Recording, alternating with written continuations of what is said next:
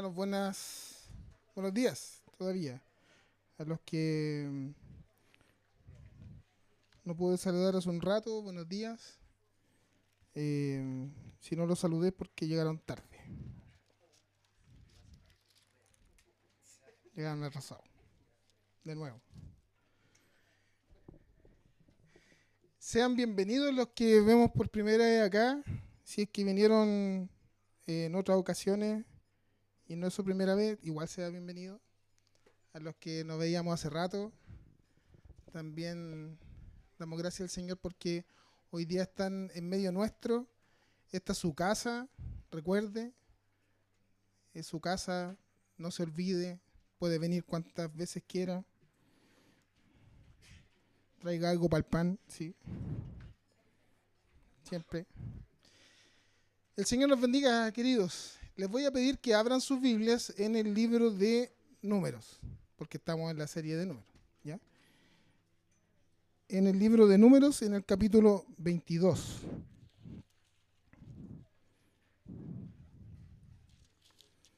Capítulo 22. El sermón del día de hoy tiene como título Bendición a pesar de Balaam.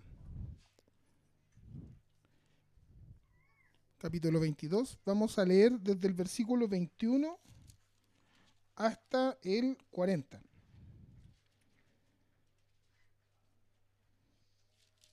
Del versículo 21 al 40. Me siguen en la lectura. Números 22, del 21 en adelante. Al día siguiente, Balaam se levantó, le puso a su asna el aparejo y se fue con los príncipes de Moab. Balaam iba montado sobre su asna y acompañado de 2 criados suyos. Pero en el camino la ira de Dios se encendió y su ángel salió dispuesto a obstruirle el paso. Cuando el asna vio que el ángel del Señor estaba en el camino y que en la mano tenía desenvainada la espada, se apartó del camino y se fue por el campo. Balaam azotó al asna para hacerla volver el camino, pero el ángel del Señor se puso en el sendero de viñas, que de uno y otro lado tenía un cerco de piedras. En cuanto el asna vio al ángel del Señor, se arrimó contra el cerco de piedras y apretó contra la pared del pie de Balaam, por lo que él volvió a azotarla. Entonces el ángel del Señor avanzó un poco más y se puso en el lugar más angosto, donde ya no había manera de avanzar ni a un lado ni al otro. Al ver el asna del ángel del Señor, se echó en el suelo debajo de Balaam, y éste se enojó y la azotó con un palo. Entonces el Señor hizo que la asna hablara, y ésta le dijo a Balaam: ¿Y yo qué te he hecho? ¿Por qué me has azotado 3 veces? Y Balaam le respondió: es que te has burlado de mí. Si tuviera yo una espada en la mano, ahora mismo te mataría. El asna le contestó: pero Balaam, ¿acaso no soy yo tu asna? Desde que me tienes y hasta este día tú has montado sobre mí. ¿Acaso te he tratado así alguna vez?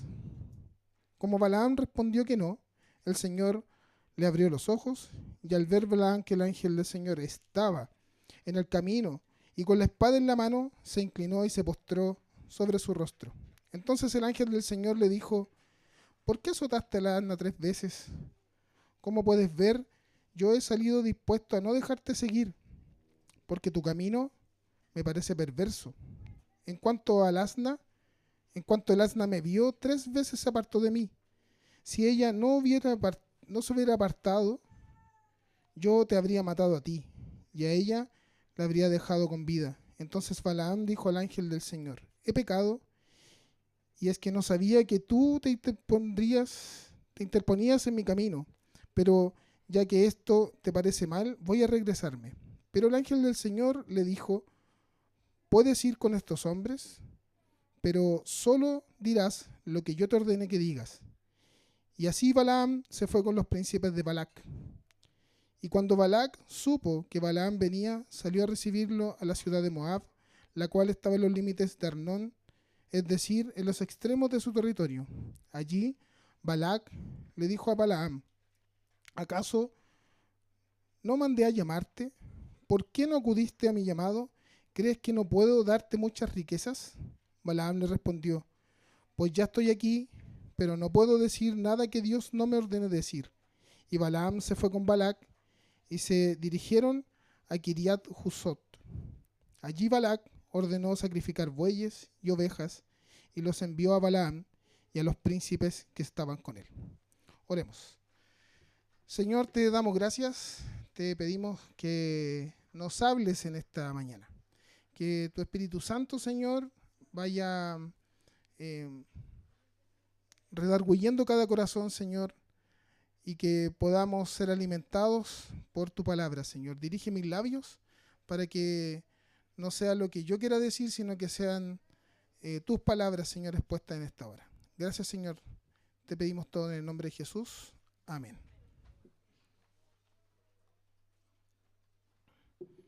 Bien. Inevitablemente cuando vemos esta historia, bueno, los canutos más antiguos o los que han leído también la Biblia completa se han encontrado con este pasaje de una burra hablando. Es raro, ¿cierto? Una burra hablando. El sermón y lo que vamos a ver es la historia de Balaam en los capítulos del 22 al 24, ¿ya? Vamos a ver qué es lo que pasa con Balaam, por qué aparece este personaje en medio de esta historia del camino de Israel hasta la tierra de Canaán. ¿Cuál es el propósito de Balaam en medio? Y de qué manera entonces hoy día nosotros podemos entender precisamente cómo Dios actúa sobrenaturalmente para cumplir sus propósitos, ¿ya?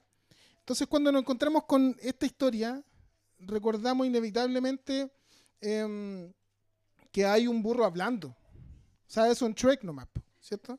Shrek. ¿Cómo se dice, Jano? Shrek. En Shrek aparece un burro hablando. O sea, ¿dónde más hay animales hablando? En la fábula, ¿cierto? En la fábula aparecen... Las fábulas son precisamente eso, historias de animales hablando. Pero esto no es una fábula. No es una película de Pixar ni DreamWorks. No, es una historia real. Dios hace hablar a una burra, a una asna, ¿ya? Y lo vemos en estos versículos que nosotros vemos, que leímos. Y esto tiene un propósito, básicamente para hacer entender a este profeta Balaam que el propósito de Dios, el plan de Dios, la soberanía de Dios está por sobre incluso sus malos deseos y malos caminos. Hay una doctrina que para nosotros como cristianos, reformados sobre todo, lo hemos escuchado muchas veces acerca de la soberanía de Dios, pero que también se contrapone mucho con las tendencias humanistas que hoy día nos están rodeando constantemente. Estas tendencias que nos dicen que nosotros podemos hacer las cosas, que somos capaces de modificar nuestro destino, que tenemos que tener una mirada como... tenemos que tener una actitud de tiburón, una mente de tiburón, ¿cierto? Ser ganadores, campeones. Hemos escuchado por ahí, por ejemplo, donde dicen, lánzame a los lobos y me haré líder de la manada. ¿Para qué? Para darnos a entender de que tenemos el poder de hacer las cosas. Y nos damos cuenta en la palabra del Señor, a través de la palabra del Señor, del estudio de su palabra, finalmente que Dios es soberano, que no hay nada que podamos hacer, ni bueno ni malo, que pueda cambiar la voluntad de Dios sobre nosotros y sobre todo lo que está a nuestro alrededor. Vemos entonces cómo Balaam, por ejemplo, en esto que vamos a estudiar, cómo Balaam se contrapone a la figura de Cristo. Como Balaam, siendo desobediente, finalmente termina cumpliendo en su desobediencia, en su pecado, de igual forma termina cumpliendo la voluntad de Dios. Y por contraparte vemos a Cristo. Cristo el siervo obediente, obediente 100% a la voluntad de Dios, cumpliendo lo que Él le ha dicho. Entonces, veamos en qué estamos, el contexto en el que estamos situados ahora. El capítulo 21 nos hablaba de que Dios había llevado la victoria al pueblo de Israel sobre algunos pueblos, sobre los cananeos de Arad, versículo de 1 al 30, del 1 al 3, perdón, del capítulo 21, el rey Arad. También en los versículos siguientes del capítulo 21 nos habla acerca de que tuvieron una victoria sobre el reino de Sehón, ¿ya? Un rey amorreo de Esbón. Y termina el capítulo 21 hablando acerca de la victoria que tiene el pueblo de Israel sobre el reino de Og, ¿ya? El rey Basán. Entonces, un pueblo que 38 años antes, había salido desde Egipto como esclavo. Hoy día, recordemos que en el principio, una de las primeras cuestiones que vimos en el libro de Números fue el primer censo. ¿Se acuerdan? Que hubo un primer censo. Ese primer censo nos mostraba que había un ejército de jóvenes hombres dispuestos a la guerra, que eran algo así como 600.000 hombres. 600.000 hombres, más de 500.000 de personas en un ejército. ¿Vieron la parada militar? ¿Sí? Algunos gozan con la parada militar. A mí me gusta verlo. ¿Sí? La parada militar. ¿Cuántos serán los que ahí desfilan? Algo así como, la otra vez vi como 3.500, 4.000 soldados son los que desfilan.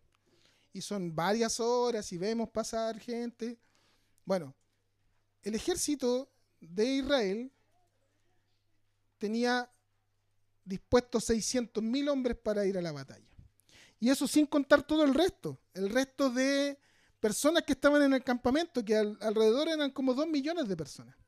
Entonces, sale un hombre en los primeros versículos del capítulo 22, que es de nombre Balac, que es el rey de Moab, y dice, hay un problema acá, viene un ejército enorme, un pueblo que viene arrasando con un montón de ciudades, ganando batallas, y vienen para acá.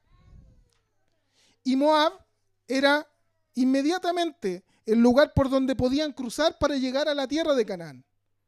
Si pasaban por Moab, por el medio de Moab, no había ningún problema. Pero Dios le había dicho a Moisés ya que no pasaran por Moab, que no tuvieran problemas con ese rey y que fueran por el borde de Moab y hicieran el camino largo hasta llegar a la tierra de Canaán. Pero esto no lo sabía Balac, que era el rey de Moab. Entonces él vio que venía una gran multitud y tuvo miedo, tuvo temor. Entonces, veremos en estos capítulos cómo Dios muestra y cómo Dios actúa en su voluntad sobre la voluntad de los hombres, de Balac y de Balaam particularmente. Capítulo 22, de los versículos 1 al 6, nos habla acerca de este rey Moab, de este rey Balac, del rey de Moab, que le teme a Israel. Entonces lo que dice es que no se va a armar, sino que lo que va a hacer es que él entendía que había algo ni siquiera físico, sino que era incluso espiritual lo que estaba pasando con este pueblo. Entonces manda llamar a Balaam, a este profeta que era conocido en el medio, manda llamarlo y le paga para que maldiga al pueblo de Israel. Entonces, de esta forma, al ser maldito, él podía de alguna forma conquistarlo y ganarle. Si no, no tenía ninguna posibilidad. Ninguna posibilidad. No existen registros de cuántos eran los moabitas. ¿Ya? No hay registros de esto. ¿Cuántos eran los moabitas? Hay algunos que se aventuran a decir que eran algo así como 400.000 personas. ¿Ya? Pero no hay registro. En la Biblia no hay registro respecto de cuántos eran. Pero Balac entendía que aunque tuviera mucho ejército, no era capaz de poder combatir a este ejército numeroso que venía hasta su tierra. El versículo 4 dice, esta muchedumbre devorará todo lo que haya a nuestro alrededor. Y cuando el ganado, y como cuando el ganado devora la hierba del campo. Está haciendo una referencia importante. Está diciendo que ellos podrían ser raídos, sacados, como cuando las vacas comen, por ejemplo, pasto. Las vacas no cortan pasto. No es como que pasan las vacas y queda el pasto cortado como si pasáramos una máquina a cortar pasto. Las vacas arrancan el pasto de raíz. Lo envuelven con su lengua y tiran el pasto hasta sacarlo de raíz. Desmalezan todo. Así que si tienen un terreno por ahí por desmalezar, cómprese un par de vacas. Eso estaban diciendo ellos. O sea, vamos a hacer como el pasto que se comen las vacas. Estos son tan numerosos que nos van a sacar de raíz. Vamos a quedar desolados. Ese era el temor que tenía. No tan solo Balac, sino que también se alió de alguna forma con sus vecinos, con los amorreos. Entonces, estos dos reyes, estos dos pueblos, se pusieron de acuerdo para decir, bueno, si tu enemigo es mi enemigo, entonces tú eres mi amigo, ¿cierto? Una cosa así. No eran amigos, pero para combatir a Israel, que era un enemigo en común, entonces se aliaron, ¿ya? Se aliaron los amorreos con los moabitas y van en contra del pueblo de Israel, pero ¿de qué manera? A través de una maldición que tenía que hacer Balaam. Ahora, ¿quién es Balaam? Aparece por primera vez en un relato. Balaam es un nuevo personaje en esta historia. No hay referencias exactas de él, solo se habla de dónde venía, del lado del Éufrates, de un lugar conocido como la Alta Mesopotamia, en un lugar llamado Petor, que su traducción es un lugar de los oráculos e historiadores, o sea, un lugar de profetas e historiadores. Algunos historiadores, como Josefo, por ejemplo, comentan que Balaam era uno de los profetas más importantes del mundo pagano en ese tiempo, pero también era un profeta corrupto, un profeta conocido como el profeta mercenario. O sea, él profetizaba en contra de otros por precio. Obvio, le pagaban y él profetizaba. Interesante. Balac se une con el rey Madián y juntos entonces convocan a este mercenario, a este profeta mercenario. En el versículo 12 dice que Balaam, Dios le dice a Balaam, después de que ora y le pide a Dios dirección, Dios le dice a Balaam que no vaya con ellos, que no vaya con estos reyes. Balac había mandado a unos emisarios a llamarlo, obviamente con algún precio ya disponible para el presupuesto que habían arreglado para esto, se los mandó y le dice, ya, esto estoy dispuesto a pagarte para que vengas a maldecir a Israel. Y Balaam oró al Señor y Dios le dijo que no fuera con ellos. Que no fuera con ellos y que no maldijera a ese pueblo. Sin embargo, la respuesta de Balaam a ellos fue decirle solamente que Dios no lo había querido dejar ir con ellos. Lo mandan por segunda vez a llamar, ya ahora con principados, con algunos príncipes, y esto en la época era importante, o sea, cuando mandaban a alguien con mayor rango, era porque era realmente importante su presencia en ese lugar. Mandan a llamarlo, y ahora con un precio mucho más ostentoso, y obviamente, ni corto ni perezoso, Balaam dijo, está bueno el precio, me están pagando bien, fue ganador, oró al Señor, y Dios dijo, ya, bueno, anda. Esto más o menos la historia que está pasando. en los capítulo 22, hasta llegar a lo que leímos. En una segunda oportunidad, entonces, Balaam recibe a los enviados de Balac y Dios le dice a Balaam que fuera con ellos, pero que solo diría lo que él le diría que hablar. Entonces vemos lo que leímos del versículo 21 en adelante. Ahora viene este episodio conocido. Después de que Balaam golpeó la burra por tercera vez para que siguiera el camino, ella le habla. Entonces, seguramente el precio que le estaban ofreciendo era bien alto, y por eso es que él insistió en la idea con Dios de poder ir donde lo estaban llamando. Pero Dios se encargó de mostrarle un camino distinto. El ángel de Dios se presenta en el camino. La burra vio lo que Balaam no vio. El ángel de Dios salió a su encuentro en el camino y después de la tercera vez que ella vio y trató de esquivarlo, él la golpeó con una vara. Y la burra le dice, ¿se puede saber qué te he hecho? ¿Y para qué me has pegado 3 veces? Ya es muy raro que se ponga a hablar una burra, ¿no? Es raro. Mi abuelita hablaba con las plantas. Las plantas no le respondían. Pero ella hablaba con las plantas. Le hablaba a las plantas y según la tradición, las plantas crecen más bonitas, ¿cierto? Parece que mis plantas no, hay que hablarle un poquito. Lo raro no es que la burra hablara. Lo raro es que Balaam se puso a hablar con la burra.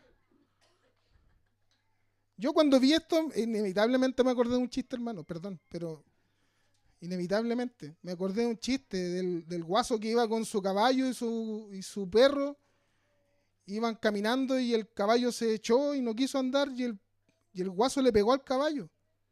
Y el caballo le dijo, pero ¿cómo se te ocurre pegarme? Y el guaso, cuando escuchó al caballo, salió corriendo al lado del perro. Salieron lejos. Cuando ya vieron que ya no veían al caballo, se pararon los dos cansados y el perro le dice, oye, el sustito que no hizo pasar el caballo. Es que es raro, hermano. ¿Cómo? O sea, yo me pongo en el lugar de Balaam y salgo corriendo. ¿Qué me voy a poner a hablar con una burra? No, pero él se puso a hablar con la burra. Dios sobrenaturalmente actuó sobre alguien humilde, sobre un animal, para darle a entender que él era soberano sobre la voluntad del mismo Balaam. Después de esto, dice la palabra del Señor, que fueron abiertos los ojos de Balaam y vio al ángel de Dios y reconoció su pecado. Quiso volver, pero Dios no se lo permitió. Le dijo, vas a ir porque hay un propósito mayor para ti que maldecir, porque que está superior a maldecir a este pueblo. Y vamos a verlo más adelante. Entonces esta primera parte nos muestra que Dios, a pesar de nuestro pecado, a pesar de nosotros, utilizará incluso hasta lo más humilde, una burra, incluso de manera sobrenatural, para enderezar nuestro camino. Evidentemente, cuando vemos este relato de la burra hablando a Balaam, ciertamente recordamos cuántas veces el Señor ha reconducido nuestros caminos torcidos, utilizando los medios más inimaginables para hacerlo. ¿Cuántas veces un incircunciso, un no creyente, te ha hablado del Señor, de santidad, de rectitud? ¿Cuántas veces el Señor ha utilizado lugares, personas que ni siquiera te has imaginado para conducirte, reconducirte por el camino de santidad y de obediencia al Señor? Vemos entonces cómo, por otra parte, también vemos cómo la desobediencia de Balaam por ganancias deshonestas se contrapone al ejemplo de Cristo en perfecta obediencia a Dios, que a pesar del terrible pago que él tuvo que hacer, fue obediente, como dice el libro de Hebreos. fue obediente, como dice Filipenses, obediente hasta la cruz. De la misma manera en que dice Hebreos que fue tentado en todo, pero sin pecado. Y fue hasta la muerte, para cumplir perfectamente las demandas de Dios. Y de esa manera, abrir el camino para nosotros, como hijos suyos. El capítulo 23, que es la segunda parte, nos habla acerca de las bendiciones de Dios sobre Israel. Las bendiciones de Dios sobre Israel. Este mandato o este llamado de Balaam, que era para maldecir al pueblo, se transforma en este propósito de Dios para ese instrumento codicioso, malvado. Dios utiliza a este profeta malvado para bendecir a Dios. Capítulo 23. Comienza con una primera profecía. Vemos cómo Balac comienza con su plan para maldecir al pueblo en el desierto, en la entrada en la tierra de Moab. Balaam le pidió a Balac lo siguiente: levanta 7 altares, 7 becerros, 7 carneros para ofrecer en cada altar. Y después de ello, Balac se quedó muy atento a lo que Dios iba a decir por medio de Balaam. ¿Por qué? Porque había ofrecido sacrificios, obvio.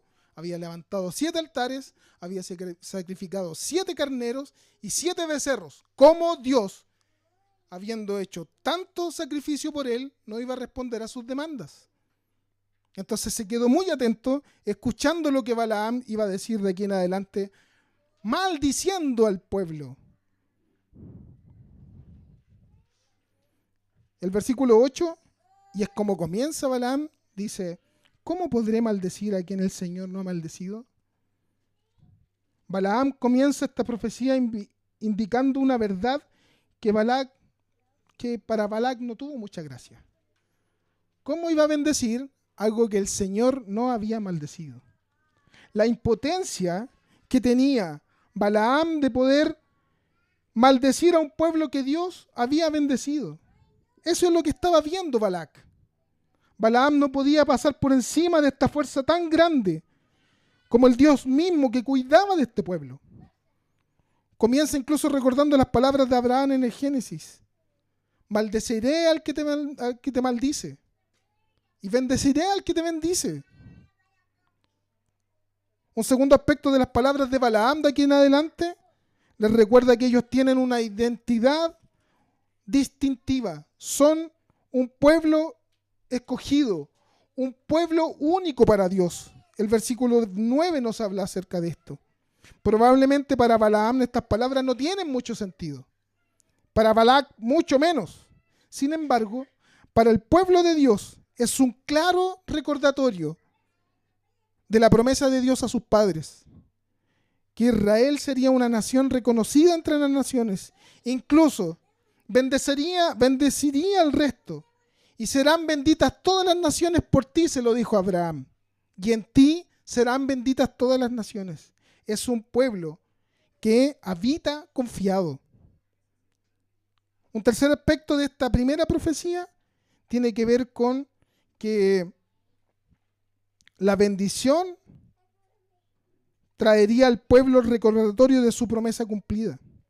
¿Se acuerdan cuando Abraham y Sara, Dios le habla a Abraham siendo un anciano y le dice que de él hará una gran nación? Un anciano que era estéril, su esposa estéril, un anciano que no tenía hijos. Dios le promete que de él haría una gran nación.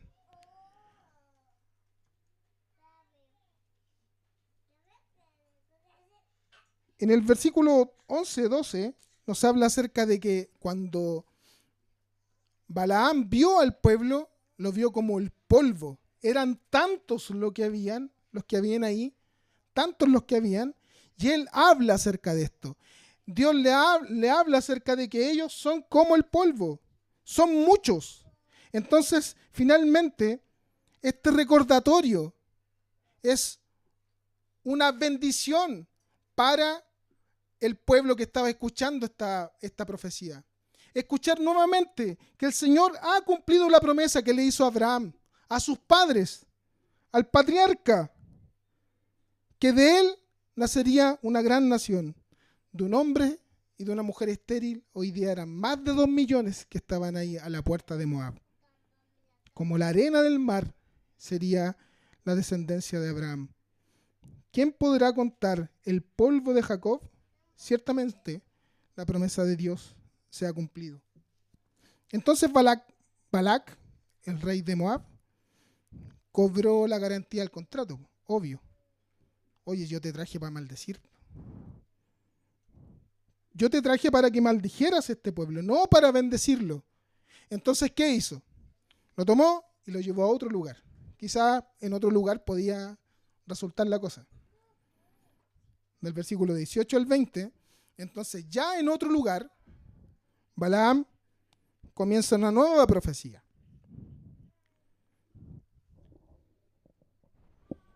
Y Balaam le habla directamente a él diciendo que se ponga en pie a Balac y escuche lo que Dios le iba a decir. Primero, le habla de su carácter divino. Dios no es un simple mortal. Dios es soberano. Es el único rey del universo. Le dice, este es el carácter de Dios. Dios es único. Dios no es un mortal. Dios es el rey del universo. Ciertamente recordamos la escena de Moisés en la zarza, cuando le pregunta Moisés a Dios, ¿y en nombre de quién voy? Y Dios le dice, yo soy el que soy. Yo existo en mí mismo. Dios existe en sí mismo. Por lo tanto, cuando Balaam le está hablando a Balac, le está diciendo, este Dios, que no es un hombre mortal, que no es una persona cualquiera, este Dios rey del universo, el yo soy, Yahvé, Jehová, ese te está hablando. Y te está diciendo que Él es veraz, que Él lo que dice lo va a cumplir. Versículos del 18 al 20. Dios no tomará al parecer, no cambia de parecer. Ciertamente actúa en razón de lo que dice. Dios es veraz. Si Él lo dice, eso hará. Entonces los oídos de Balac quedaron mucho más atentos para escuchar entonces la destrucción de Israel. Sin embargo, las palabras de Dios nuevamente fueron distintas a las que él esperaba. Balaam dice, yo he recibido la orden de bendecir y no puedo desobedecer. Del verso 21 en adelante dice, Dios no ha hallado iniquidad en Jacob, ni ha encontrado perversidad en Israel. El Señor, su Dios, está con ellos, y ellos lo aclaman como su rey. Dios los ha sacado de Egipto con la poderosa fuerza de un búfalo. Contra Jacob nadie pueden hacer las brujerías. Contra Israel nada valen las artes mágicas. De Jacob, que es Israel, se dirá, miren lo que ha hecho Dios con ellos. Este pueblo se levantará como un león, y como león rugiente se podrá de pie. No se echará hasta haber devorado la presa, hasta saciarse con la sangre de los muertos. Eso es lo que dijo Balaam de Israel en esta segunda profecía.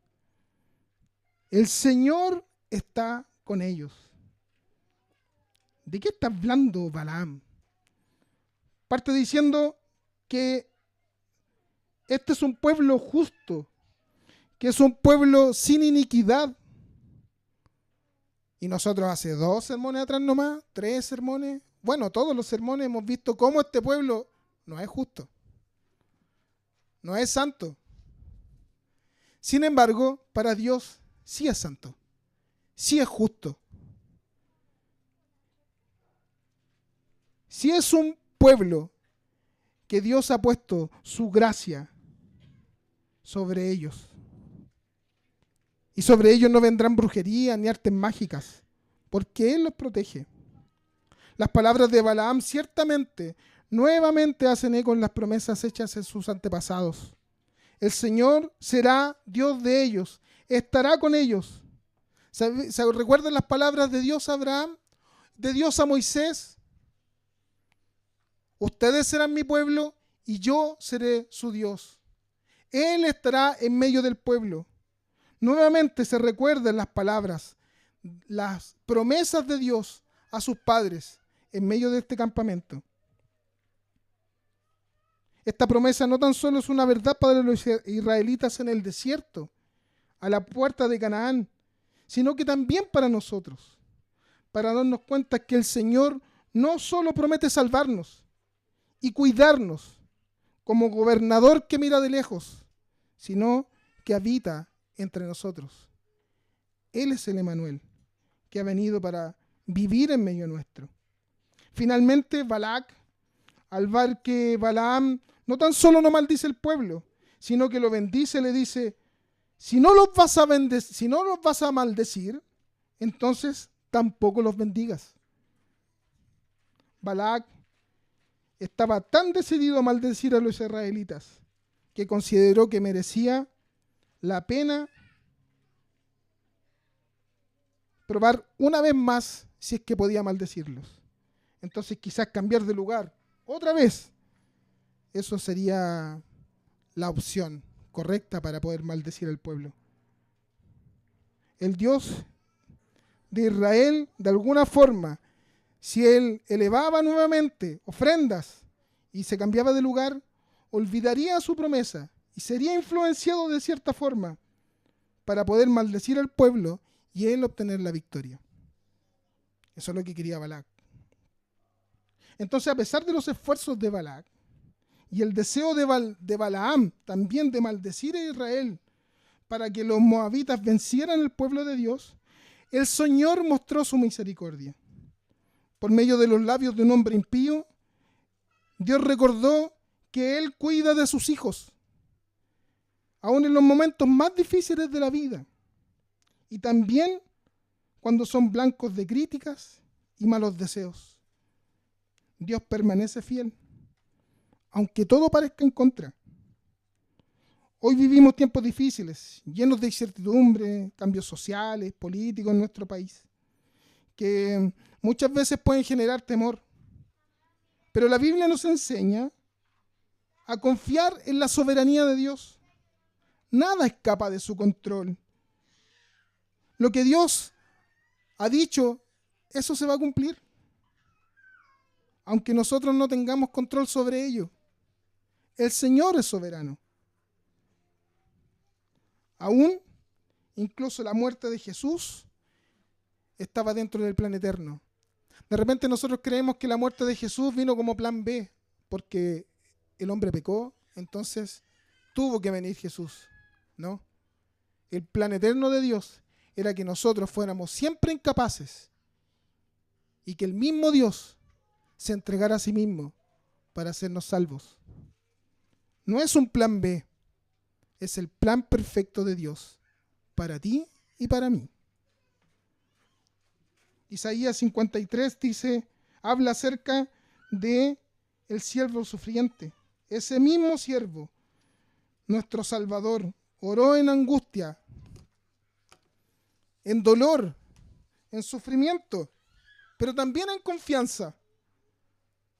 Cuando en el Getsemaní dice esta oración hermosa: Señor, si es posible, pasa de mí esta copa. Porque estaba lleno de angustia. Iba a morir.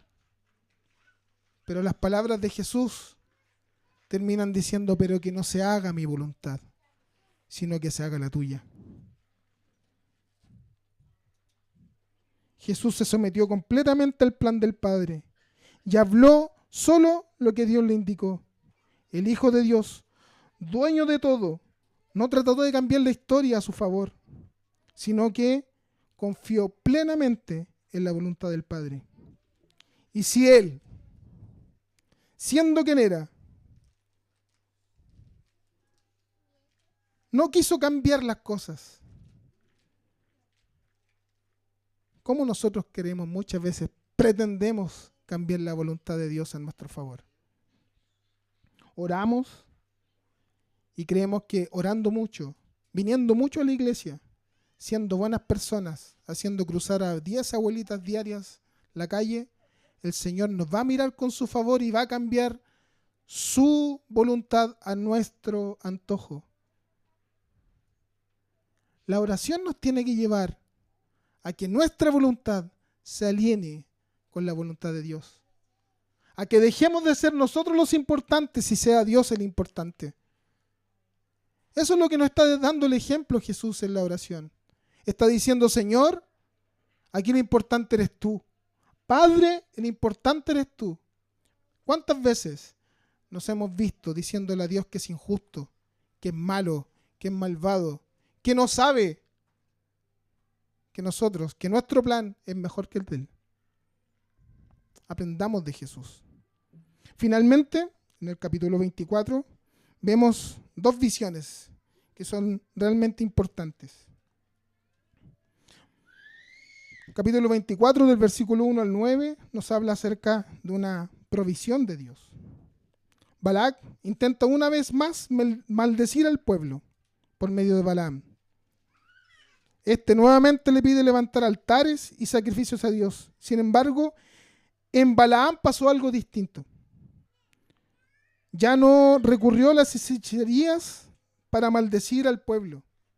Ya no recurrió a todo lo que él sabía, a todas estas artimañas. Ahora escuchó la voz de Dios. Versículo 1 y 2 comienza declarando que el Espíritu de Dios vino sobre Balaam y comenzó a profetizar. Y en esta tercera parte entonces vemos la visión de la estrella y el cetro.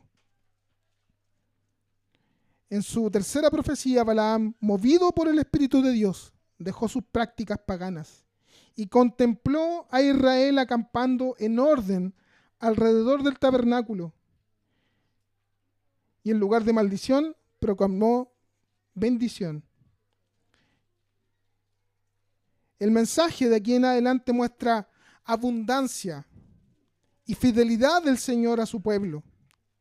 Israel tendrá las moradas seguras, fertilidad en la tierra, crecimiento, prosperidad y victoria. La poesía de Balaam resalta la belleza del pueblo, cómo se veían las carpas tan ordenadas, tan hermosas. El Señor mantendría entonces a ese pueblo como una bendición divina. Cuán hermosas son tus tiendas, oh Jacob. Versículo 5. Dios no solo protegería a su pueblo, sino que también lo prosperaría. Le recordaría que toda provisión viene de Él. Y a pesar de las intenciones del enemigo de maldecirlo, la bendición de Dios no puede ser revertida. Esta profecía termina con un eco en la promesa a Abraham. Benditos los que te bendigan y malditos los que te maldigan.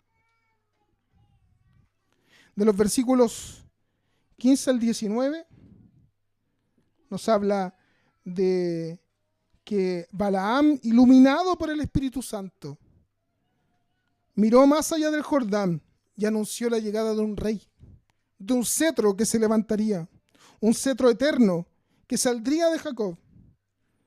Lo veo, pero no ahora, lo contemplo, pero no cerca. Saldrá estrella de Jacob y se levantará cetro en Israel, dice el versículo 17. La estrella y el cetro simbolizan la autoridad del futuro Mesías. Primera reflejada en David, como el rey de Israel, pero cumplida plenamente en Cristo, el lucero resplandeciente de la mañana, según lo que dice Apocalipsis capítulo 22. El mensaje es de esperanza segura y majestuosa. Dios levantará a su ungido para gobernar con justicia y derrotar a los enemigos de Dios.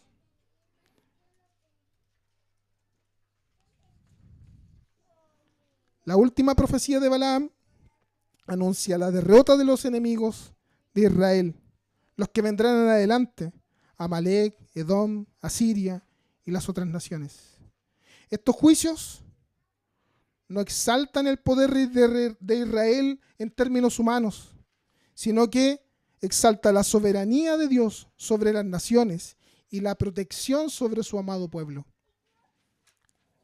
Entonces, una vez más, vemos cómo el poder de Dios no vendría por ejército, por las fuerzas del mismo pueblo, sino que vendría del mismo Dios, porque Él pelearía por ellos. El versículo 23 dice: ¡ay! ¿Quién podrá seguir con vida cuando Dios decida actuar? El capítulo 24 de Números culmina con una visión gloriosa, una estrella que surge de Jacob y un cetro que se levanta de Israel. Esta profecía, dada por medio de un profeta pagano, apunta mucho más allá del tiempo de Balaam o del rey David. En realidad señalaba al verdadero rey y redentor, a Jesucristo, el lucero de la mañana. En Él se cumple toda promesa, toda esperanza y toda victoria. Cristo es la estrella que disipa toda oscuridad del pecado. Él guía a su pueblo por el camino de la verdad. Él también es el cetro, el símbolo de la autoridad divina, que gobierna con justicia, con amor y poder soberano. En un mundo cambiante, lleno de incertidumbre, la iglesia no debe buscar seguridad en los gobernantes, seguridad en las circunstancias, en las promesas que están haciendo los futuros presidentes. ¿Quién va a ser el futuro presidente? No encontramos seguridad en nuestros gobernantes. No encontramos seguridad incluso en quien gobierna la iglesia, presbíteros, pastores. Encontramos toda nuestra seguridad y plena seguridad en el eterno Dios revelado por Jesucristo. Así como Dios cuidó de Israel, aun cuando ellos no sabían que Dios los estaba cuidando a las alturas de Moab, así también Dios cuida de nosotros. Aunque creemos que Dios está lejos y se ha olvidado de nosotros, Dios está actuando a nuestro favor. Aunque tú no te hayas enterado, Dios te está protegiendo. El llamado de hoy es descansar en la soberanía, confiar y vivir en la esperanza puesta en Cristo. Cristo es nuestra estrella y nuestro cetro. Él reina sobre todo. Para terminar,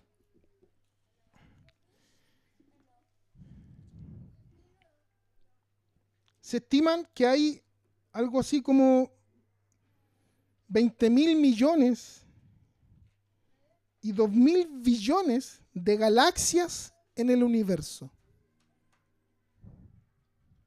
20.000 millones y billones de galaxias en el universo. Se estiman que hay algo así como 100.000 o 400.000 millones de planetas en la Vía Láctea.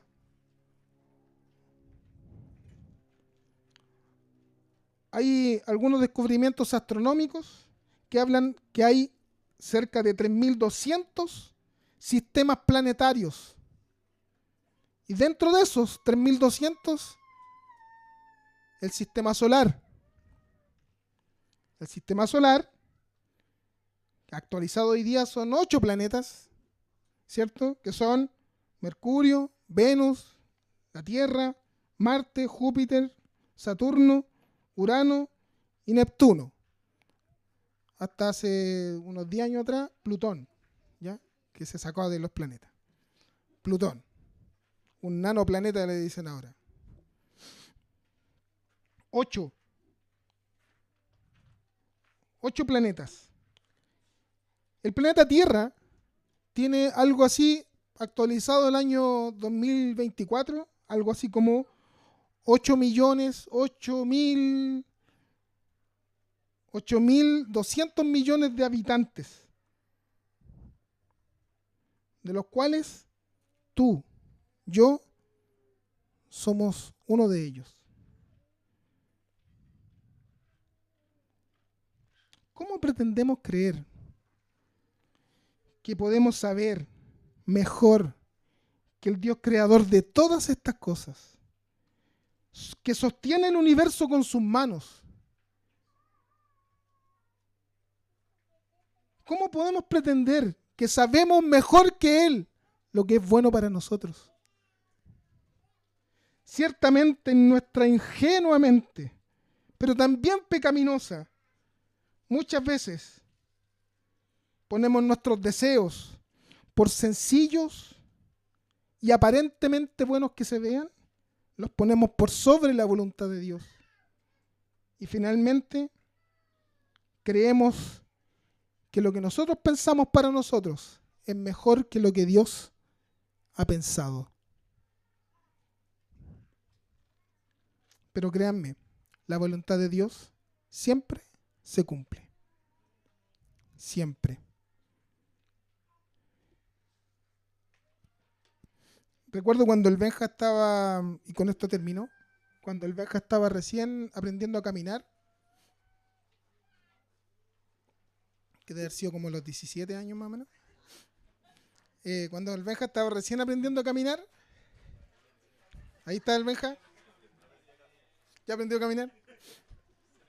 Cuando recién aprendió a caminar, y seguramente le ha pasado a muchos padres y madres, que al Benja le encantaba caminar, pero sobre los pies, ponía los pies encima de los míos y caminaba. Él caminaba. Pero quien estaba caminando era yo. Estaba aprendiendo a caminar.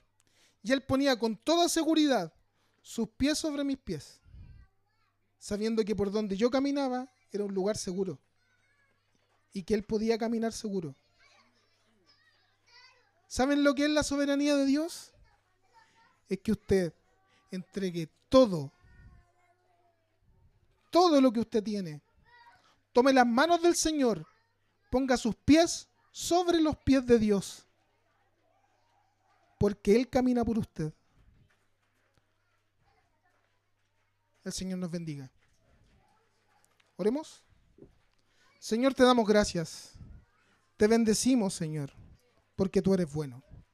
Porque a pesar de nosotros, Señor, a pesar de nuestro pecado, tú nos miras con amor, con gracia, con misericordia. Gracias, Señor, te damos, porque muchas veces, Señor, pretendemos que nuestros planes son mejores que los tuyos. Sin embargo, Señor, nos damos cuenta a través de tu palabra que tú tienes un plan perfecto para nosotros. Ayúdanos, Señor, a entenderlo. A pesar de los problemas que vivamos, a pesar de las circunstancias difíciles en las que podemos estar, veamos la luz de esperanza, el propósito maravilloso que tú tienes detrás de estas circunstancias. Te pedimos, Señor, que nos dirijas y nos ayudes a diario a poder actuar y vivir en tu voluntad. Gracias, Señor, te damos. En el nombre de Jesús. Amén.